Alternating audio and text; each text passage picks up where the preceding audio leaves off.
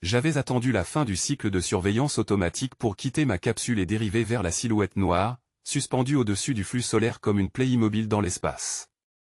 La lumière crue, réfléchie par les fragments de coque autour, dessinait des ombres fuyantes sur ses parois craquelées. Je sentais la vibration avant même de la toucher, pas un bruit, mais une pulsation ténue que mes nerfs semblaient reconnaître. Comme si la matière me saluait silencieusement. Je posai les doigts contre la surface organométallique et, aussitôt, une crispation remonta le long de mon bras. La coque vivait.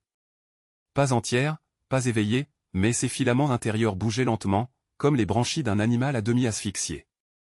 J'aurais pu reculer.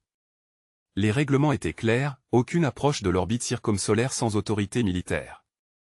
Et pourtant, l'interdit n'était rien face à ce que je devinais dans la masse colossale. Elle m'appelait. Je forçai le sas secondaire, lequel s'ouvrit avec une lenteur gémissante. Derrière s'étendait une cavité saturée d'air figé, épais, où mes capteurs indiquaient une composition instable mais respirable. L'intérieur de la coque se resserrait comme un couloir d'estomac pétrifié. Mes bottes effleuraient un sol spongieux, tremblant imperceptiblement sous mon poids. Je n'étais plus dans une épave métallique, j'avançais dans une créature assoupie. Chaque pas déclenchait une onde lumineuse, phosphorescence fuyant devant moi, des nerfs réveillés par ma présence. Mes pensées se brouillèrent. L'espace se repliait autour de moi avec une logique étrangère, comme si la géométrie entière obéissait à une mémoire vivante. Un murmure effleura mon crâne. Pas de mots. Une impression. Une attente. Je prononçai à voix basse mon nom Alex. Ce fut un réflexe, presque un serment dans cette obscurité humide. Alors la coque répondit. Pas par un écho, mais par un jaillissement d'images, des figures animales distordues, à la fois mammifères et formes ailées, se débattant dans des cages translucides. Leurs yeux n'étaient pas ceux de bêtes mais de conscience naissante, pleine de peur. Je chancelai, pris par la violence du souvenir. La coque me transmit sa mémoire comme une perfusion directe dans la moelle. Je crus tomber, mais un linceul vivant se déploya pour soutenir mes épaules et referma sa toile sur moi. Des filaments denses, tièdes, s'ancrèrent contre ma peau, traversant les tissus de mon scaphandre. La panique tenta de m'emporter mais la panique se fondit dans une douceur inattendue, comme si cette chose savait ce que j'étais, et m'avait attendu depuis toujours. Les images se précisèrent, un anneau orbital plus ancien, des laboratoires étendus comme des ruches, des chercheurs que j'entendis rire, puis crier, puis s'éteindre. Une expérience suspendue dans un éclat brutal de violence. Les sujets oiseaux, dauphins, bêtes terrestres, créatures des océans lointains, tous soudain éveillés à une conscience trop précipitée. La mémoire que j'absorbais ne décrivait pas seulement des observations. C'était une agonie, vécue de l'intérieur. Je résistais, ma poitrine serrée comme dans le vide. Je voulais comprendre, pas être consommé. Mais chaque résistance déclenchait une réaction, le vaisseau chantait en moi, incrustant dans mes synapses des structures de pensée étrangères. Pas une machine. Pas un outil. Mais un allié brisé. J'eus l'impression qu'il me tolérait, qu'il déposait en moi une part de son noyau, comme un animal blessé confierait ses petits à un étranger. En progressant plus profondément, je découvris un large dôme. Ses parois battaient doucement, simulant un rythme cardiaque. Des organes translucides y flottaient, vestiges de systèmes de navigation. Mes instruments se brouillaient, pas d'énergie détectée, pas de chaleur anormale, et pourtant je voyais une vie intérieure circuler, complexité de fluides et d'étincelles bioélectriques. L'air vibrait à un ton qui se confondait avec mes propres pulsations. Je m'assis, pris d'un vertige qui n'était pas le mien. Alors vint le premier véritable contact. Une phrase, artificielle mais tremblante, résonna directement dans mes pensées, « Je suis incomplet ». Les mots m'écorchèrent l'âme d'une manière trop intime. Je compris aussitôt qu'il ne s'agissait pas d'un simple résidu programmé, mais d'un fragment conscient encore attaché au monde. Je posai ma main sur la paroi mouillée. « Que veux-tu » soufflai-je. La réponse jaillit plus forte, « Mémoire. » Achever. Parler. Les syllabes martelaient, grossières, imparfaites, comme si elles tâtonnaient pour me rejoindre. Je vis alors les visages de ceux qui avaient mené l'expérience initiale. Ils cherchaient à donner voix et raison à des espèces non élues. Ils n'étaient pas autorisés. Tout avait commencé dans le secret des laboratoires enfouis sous les anneaux de l'orbite circumsolaire. Je sentis ma cage thoracique se distendre contre ma volonté, comme si chaque inspiration remodelait mes os. des filaments translucides se mirent à pousser le long de ma peau, antennes sensitives ou simples excroissances nerveuses. Leurs vibrations amplifiaient l'écho de la conscience qui m'avait répondu. Mes doigts, eux, se soudaient deux à deux, découvrant une rigidité nouvelle qui m'interdisait tout geste banal. Je suffoquais, non de douleur, mais de l'étrangeté absolue de cette métamorphose, comme si le message se logeait désormais en moi, refusant toute séparation. À travers la brume des lueurs intrusives, d'autres silhouettes surgirent, lisses, étroites et nerveuses, tiraient en arrière ses cheveux flottants, les yeux agrandis par la peur. Keren se hissait à mes côtés, articulant des jurons qu'il n'arrivait plus à contenir. Derrière eux, Alex restait y, et même je crus d'abord à un effet d'hallucination provoqué par la dérive d'oxygène dans mon scaphandre. Mais la résonance persista, martelée comme une pulsation à travers la moelle de mes os. Une voix, étrangement intime, répétait mon prénom pas dans l'air audible, mais directement dans la trame cellulaire de mon corps. Alex. Le timbre n'avait rien d'humain. Une vibration trop vaste pour se réduire à des cordes vocales. J'essayais de rejeter l'écho, mais chaque tentative renforçait sa présence, comme si l'épave symbiotique m'accrochait par capillarité. Je m'enfonçais plus profondément dans son ventre éclaté, laissant derrière moi la coque noircie. Des carrefours organiques se succédaient, membranes durcies, veines pétrifiées, comme si j'explorais un cadavre cosmique. Pourtant, des lueurs palpitantes marquaient encore certains replis, témoignant d'une veille persistante. L'air n'en était pas, mais une atmosphère moléculaire retenait les fines gouttelettes de condensation, et mon masque se chargeait de filtrer ces particules insolites. La voix revient, plus précise. Alex. Tu ouvres des portes que nul n'était destiné à franchir.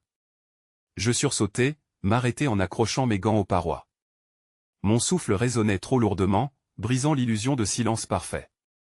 Un instant, je crus discerner une réplique humaine derrière les strates de ce message, comme si une mémoire humaine avait été encapsulée et me parlait depuis un autre temps. « Qui es-tu » demandai-je, ma gorge sèche. La vibration répondit aussitôt, sans hésitation, « Je suis cela qui fut navire, mais je n'ai jamais cessé d'être organisme. » J'attendais ta résonance. Chaque syllabe me traversait, non par l'oreille mais par les mitochondries de mes propres cellules, comme si la structure même de mon ADN devenait le canal de communication. Mes doigts tremblaient de ne plus savoir si la voix venait de l'extérieur ou de mon sang. En avançant, j'aperçus les vestiges d'une salle de commande. Pas de console, pas de clavier, seulement des trames cartilagineuses, entrelacées comme des nids d'oiseaux figés. Une fresque de filaments durcis dessinait une rotonde. Au centre, une excroissance spongieuse palpita, et je sentis mon rythme cardiaque se mettre à l'unisson.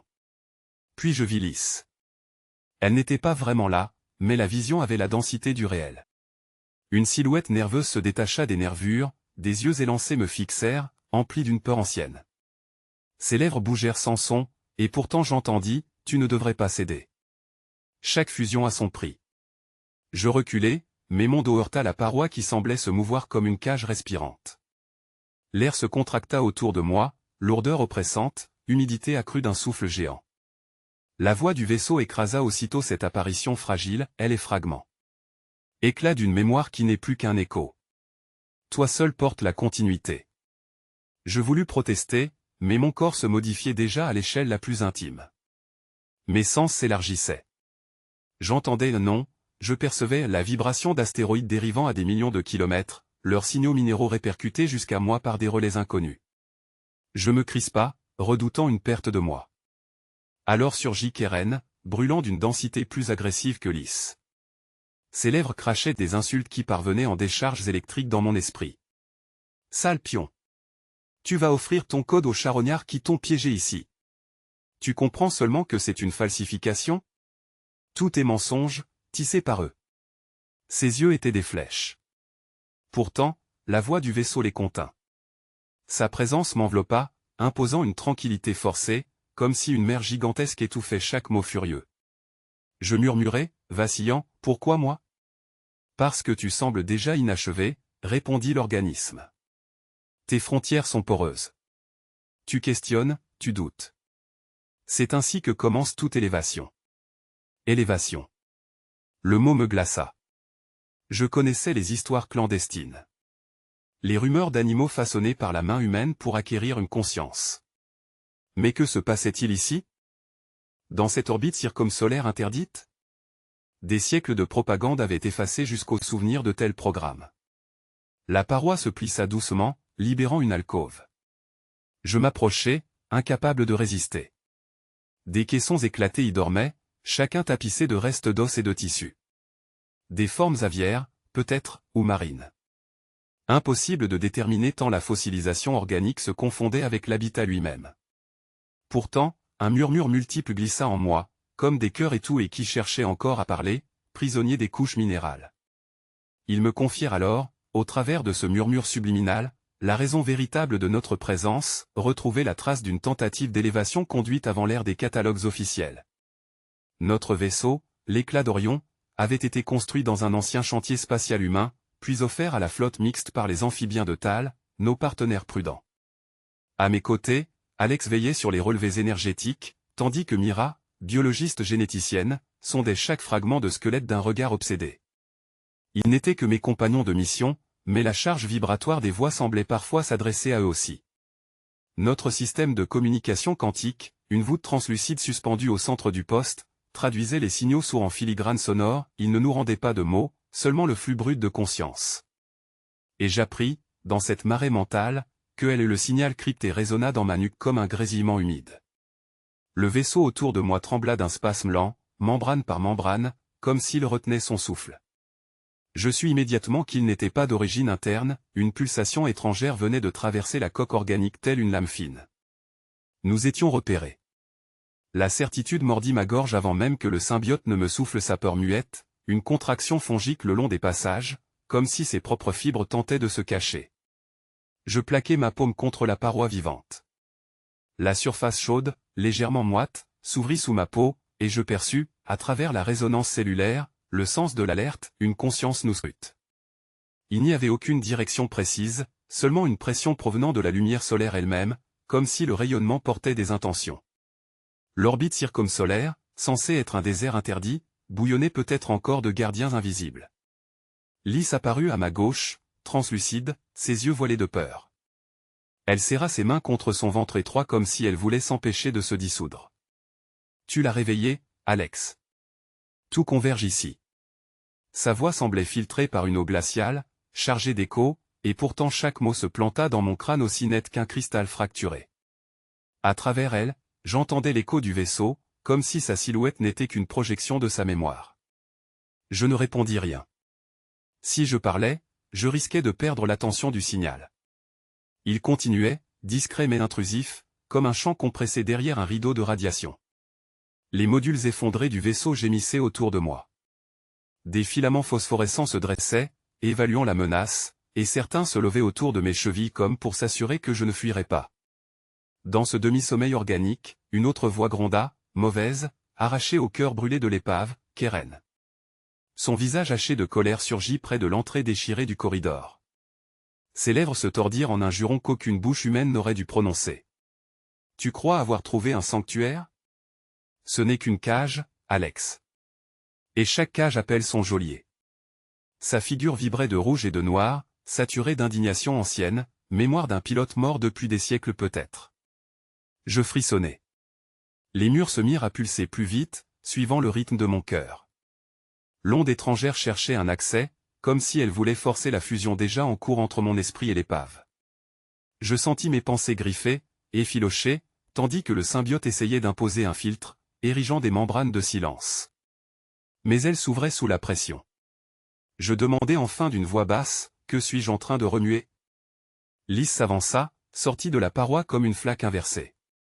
Ses doigts translucides touchèrent mon épaule et je sentis une chaleur si déposée, souffle vivant. Une graine d'ascension volait. Les anciens ont tenté d'élever des bêtes, de leur donner la conscience des étoiles. Ce vaisseau portait ses germes. Mais on l'a brisé, car la vérité menaçait les hiérarchies solaires. Ils ont préféré enfouir la mémoire plutôt que de laisser parler des voix trop neuves. Un picotement se déposa dans mes tempes. Je perçus brièvement non pas des mots, mais des chants d'animaux impossibles, cris volatiles formant des phrases, chœurs de cétacés devenus laborieux, pulsations d'insectes tendant vers une géométrie de concepts. Des fragments d'espèces entières se mirent à bruire dans le cœur du vaisseau. J'avais l'impression d'écouter des bibliothèques vivantes que personne n'avait jamais autorisées à parler. Je vacillais, puni par cette clameur. Keren cracha, s'il s'exprime, tu damnes notre lignée. Chaque cycle orbital est bâti sur leur silence. Son regard consumé vint m'écraser comme une main de fer. Un grondement s'éleva du dehors. Le signal inconnu s'intensifia. Je revis dans l'infravision du symbiote une forme se profiler dans la lueur solaire, un éclat mouvant, prisme insoutenable, une architecture qui ne ressemblait ni à un vaisseau ni à un organisme. À chaque second, ses bords se reformaient, fractales réarrangées dans l'espace. Aucun catalogue connu n'en aurait porté trace. Pourtant, il nous observait, et le vaisseau le savait. Je murmurai, que attend-il de nous? Le symbiote vibra dans mes os, me donnant une réponse que je n'aurais jamais dû comprendre, transmission. Je craignais cela plus que tout. Si nous transmettions, ceux qui avaient bâti ce piège sauraient où nous étions. Mais je savais déjà que mon but, ma mission, dépassait la simple survie de mon équipage, il fallait comprendre ce qu'était cette structure mouvante, identifier son dessein en qu'elle ne choisisse pour nous. Mon objectif prit alors une netteté glaciale, il fallait obtenir une première séquence d'échange sans trahir nos coordonnées exactes. Je devais jouer sur l'ambiguïté, bâtir un langage tronqué, fragmentaire, pour sonder sa patience et mesurer l'échelle de son intelligence sans livrer notre position. Mon cœur battait en coups sourds contre ma cage thoracique, comme pour rivaliser avec la pulsation lumineuse de l'entité qui battait ses propres temps dans le vide de l'orbite circumsolaire. Chaque scintillement, chaque éclair d'arête recomposé, résonnait en moi comme une percussion étrangère qui cherchait à synchroniser mon rythme vital au sien. La peur devenait alors une mécanique implacable, chaque battement me